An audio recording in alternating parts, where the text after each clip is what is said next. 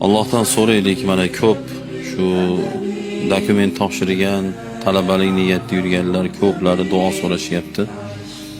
O'zimiz ham shu bolamiz yo o'zimiz imtihonga harakat qilganimizda hayajon bo'ladi, harakat bo'ladi. Xudodan so'raymiz, Allohdan so'raylik.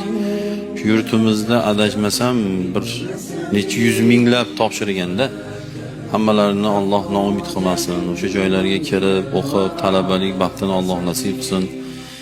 O'sha kirgan o'qishlarida xalqimiz uchun, o'zlari uchun, kelajagimiz uchun foydali ilmlarni olib, kelajakda xalqimizni foydasiga asqatadigan kimdir bo'lib yetishib chiqishlarini Alloh taolo o'zi nasib qilsin.